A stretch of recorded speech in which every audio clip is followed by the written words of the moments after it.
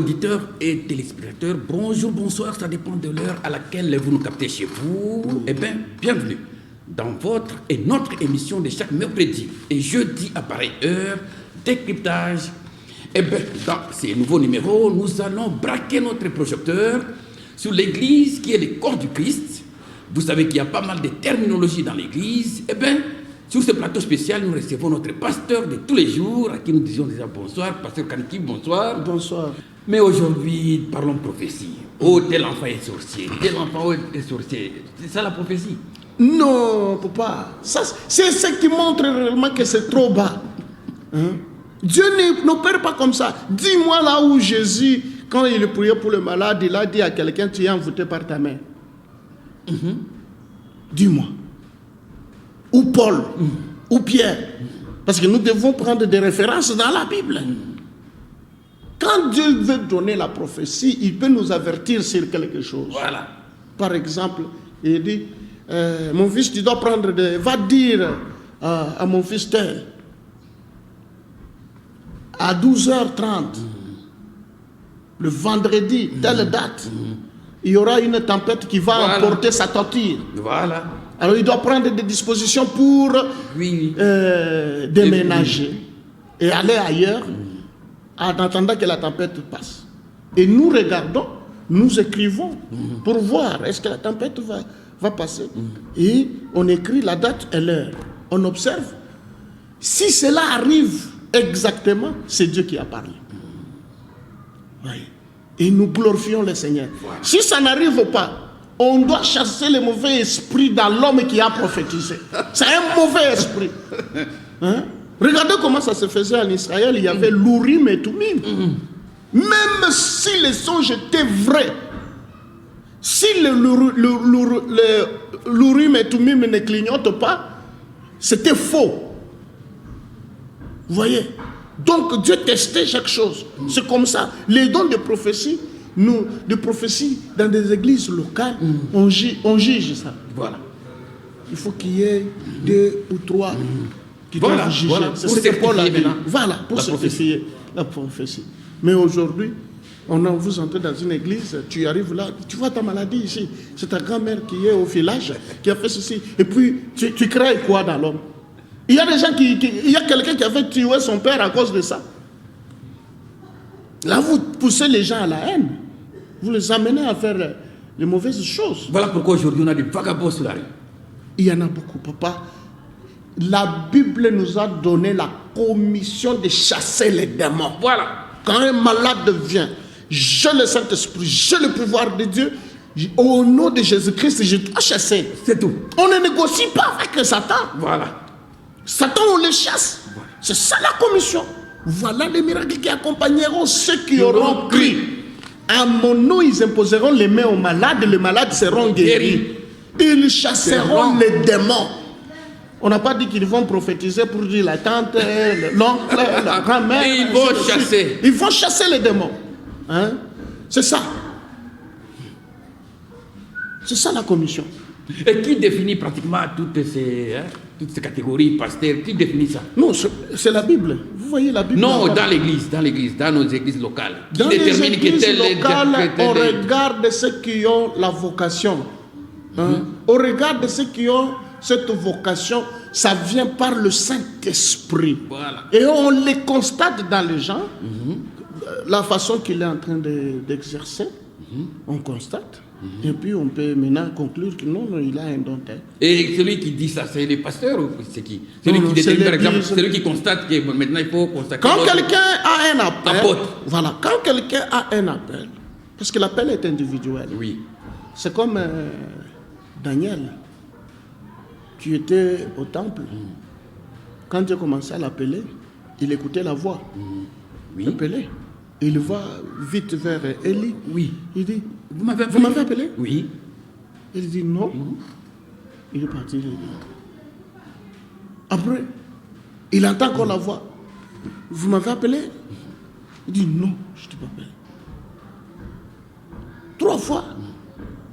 Et puis, elle lui a dit non, je comprends que c'est un appel.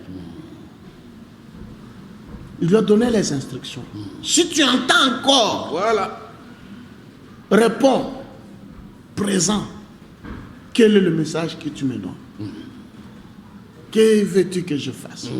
Parce que c'est le Seigneur qui t'appelle. C'est comme ça que nous encadrons les jeunes gens qui viennent, ils disent, j'ai un appel. Voilà. Il y a aussi les imitateurs, tu le verras.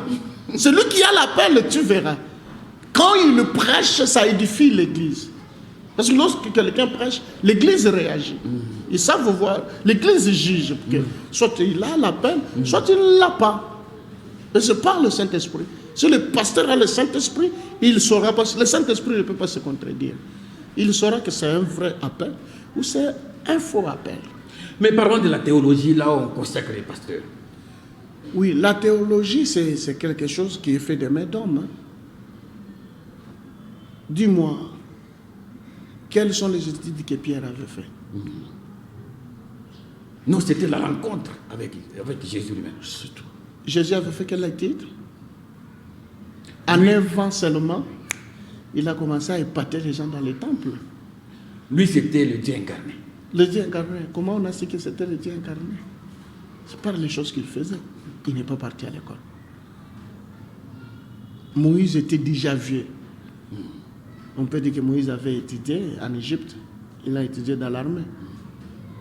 Dieu ne l'a pas utilisé à cause de sa connaissance. Il a voulu que Moïse se fatigue, soit incapable même de marcher.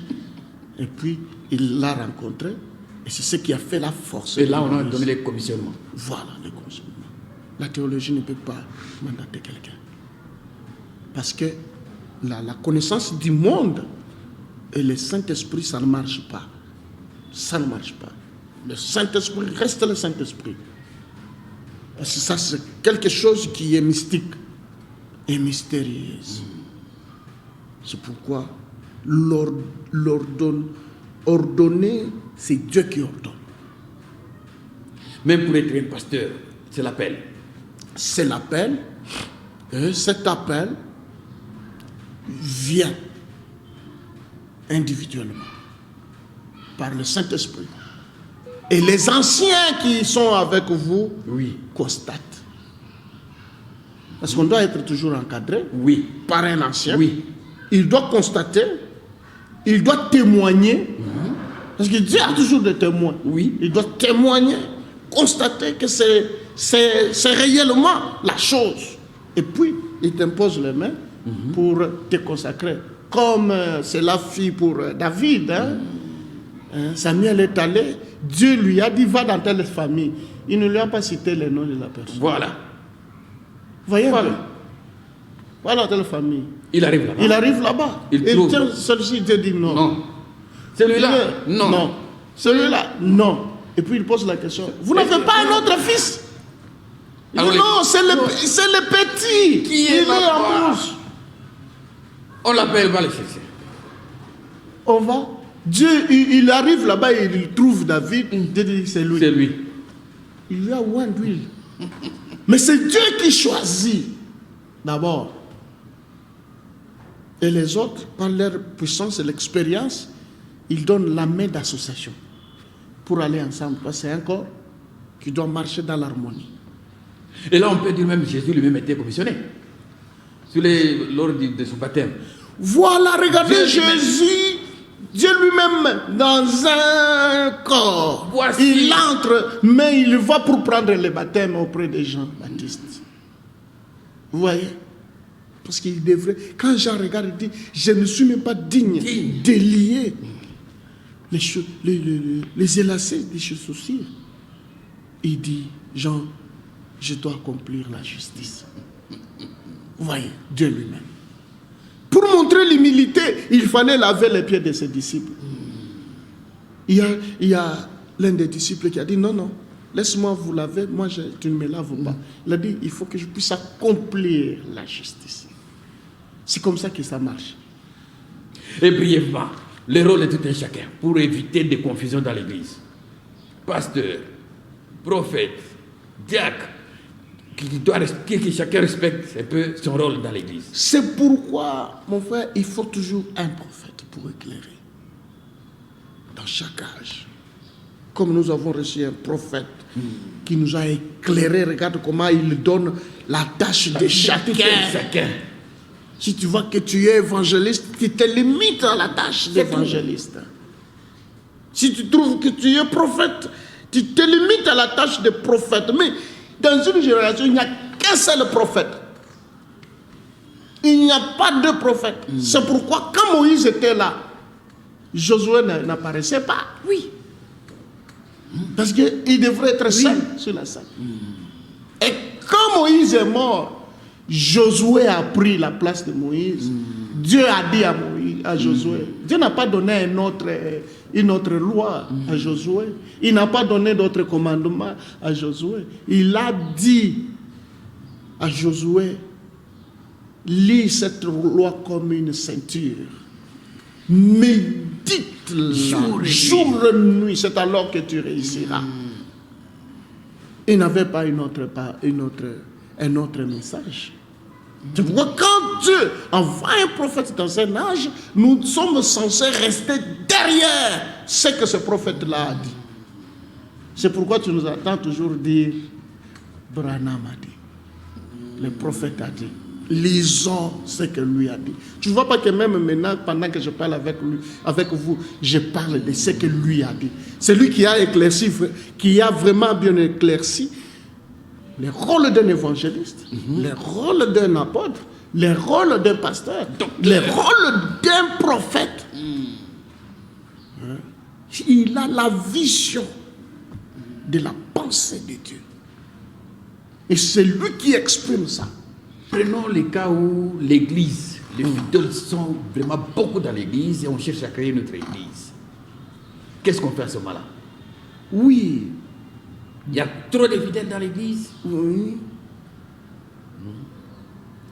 Pour étendre l'évangélisation. On peut créer une autre église, par exemple, comme nous sommes ici au tabernacle de la Washi, Oui. et que vous voyez que vous avez des membres qui viennent de très loin, mais très nombreux. Voilà, qui sont nombreux dans un quartier. On peut prendre un ministre dans l'église pour créer quelque chose qui les encadre de l'autre côté. Si ça marche bien, qu'il peut avoir les dons de pasteur, on peut leur donner et il continue avec ces gens-là, mais gardant la vision même ligne du prophète. Voilà. Parce que nous, le problème, c'est garder la vision du prophète. Parlons un peu de la dîme. La dîme, Qu'est-ce que c'est la dîme? La dîme, c'est la Bible qui en parle, mon frère. Quand je vous lis ça dans la Bible, écoutez, c'est Malachie 3, 8. Il dit, un homme trompe-t-il Dieu? Car vous me trompez. Vous voyez, en Israël, c'est là que Dieu a commencé à réclamer la dîme. La dîme de tout. Et cela revenait à la famille de Lévi.